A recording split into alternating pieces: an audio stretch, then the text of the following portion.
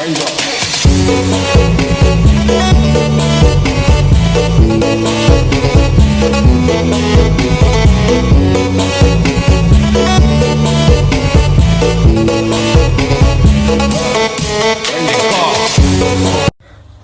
and I'm Khairul Razkin bin Ibrahim. Metric number A24A331, and I'm from group 15.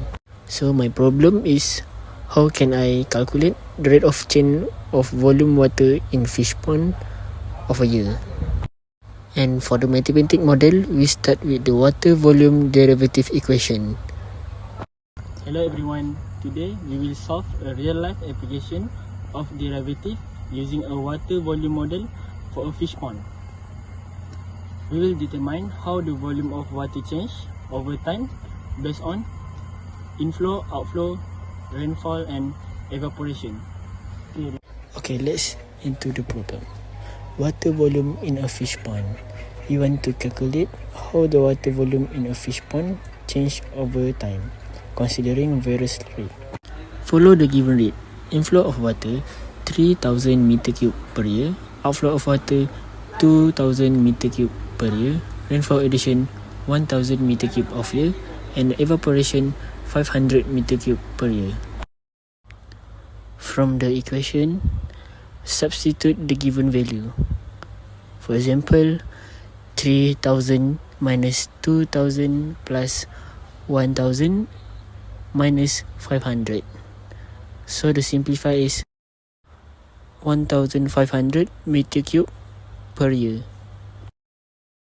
From that, we know the volume of water in the fish pond increased by 1500 meter cube over year under the given condition. Okay, in conclusion, by analyzing this model, we determine the fish pond water volume is increased over the time. This application of derivative helps us to understand the real world scenario, from environmental study to resource management. Thank you for watching. Good morning everyone. Today, I, Muhammad Fazli, will discuss how derivative will solve our problem to optimize water tank usage in UMK Jeli Residential College.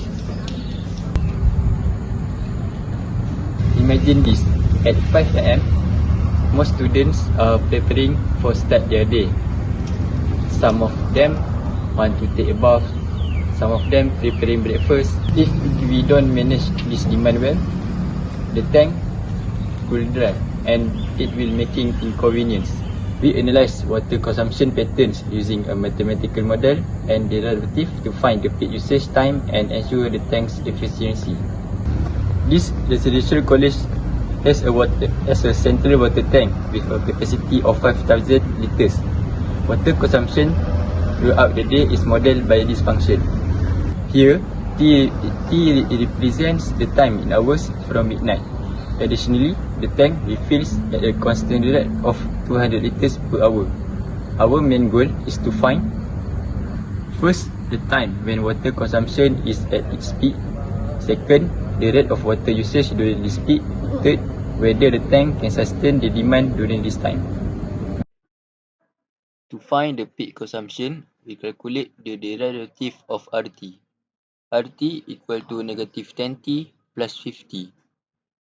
Setting RT to 0, we solve for T. This means peak usage occurs at 5 am. Next, we substitute T equal to 5 into RT to find the peak rate.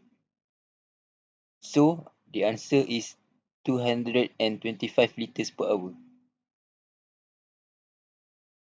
Finally, we compare the consumption and refill rates.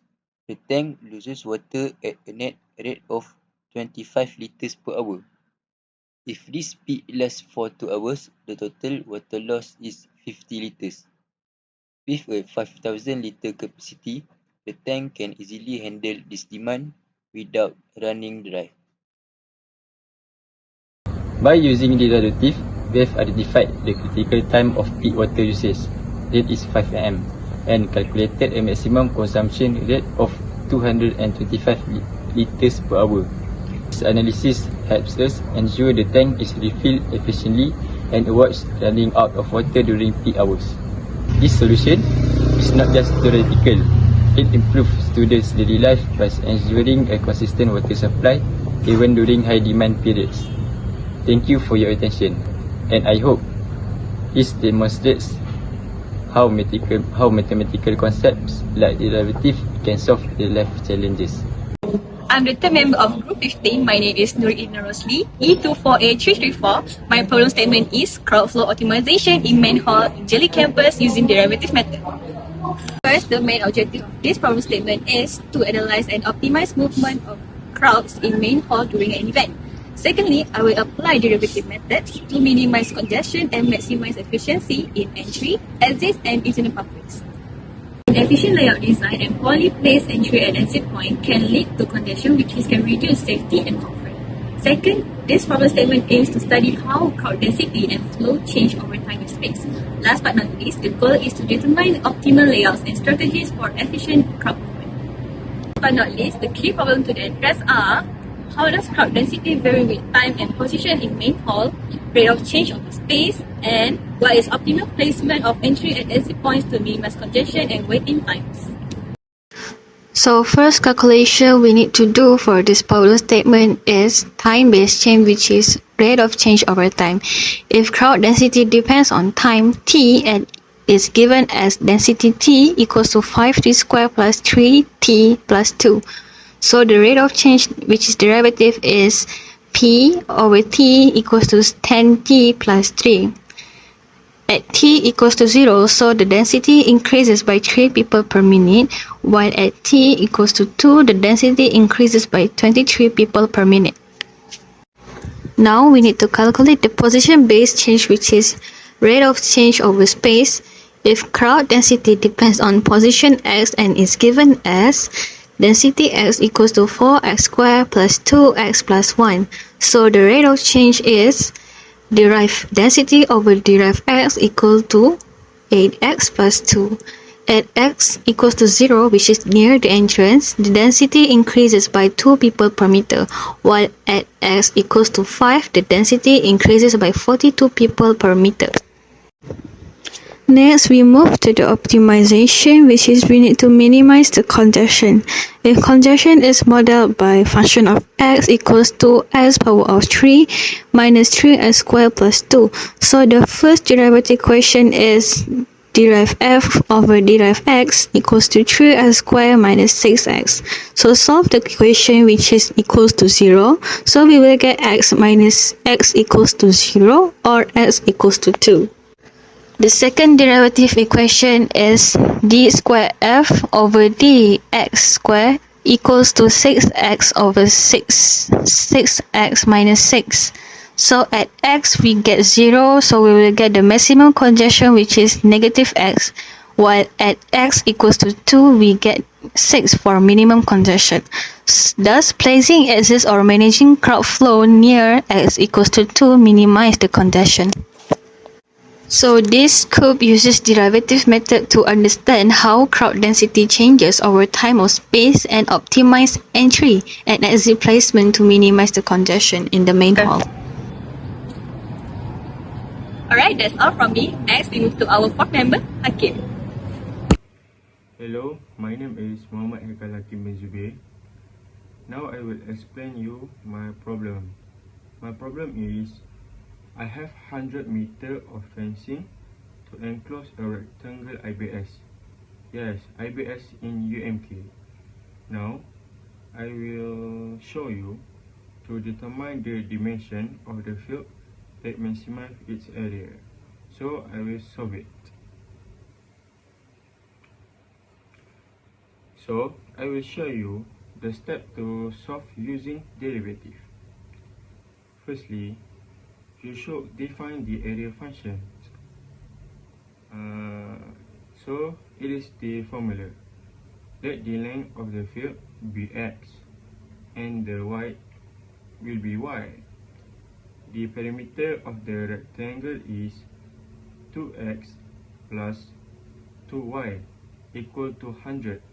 Why 100? I am using 100 because I just have 100 meter of gate. So it will be y equal to 50 minus x. So the area of the field is A. A equal to x, and then y equal to x. 50 negative x equal to 50x minus x squared. For the second step, I will find the first derivative. So the derivative of the area function like that. So this is the formula that I using. For the third step, I will find the critical point. It is set the first derivative to 0. So there is the formula to maximize the area, which is I am calculating until I got the answer x equal to 25. For the fourth step, I will confirm the critical point using the second derivative. The second derivative, just like that. And then I will get x equal to 25, and then I will confirm that x equal to 25 is a maximum. For the last step, I will find the dimension and maximum area, which is I got x is 25, so I need to find the y. Y equal to 50 minus x equal to 25. So I will get the answer. It is y equal to 25. So I got the x and the y is equal to 25. So I will calculate the maximum area, which is 35 times 25. So equal to 625 meter cube. So that is the area for my IBS. For the summary, the dimension of the field that maximize the area are 25 meter for x and then 25 meter wide for y. Lastly, the maximum area is 625 square meter. So this is the area. So the gate will cover around 625 square meter. That's all from me.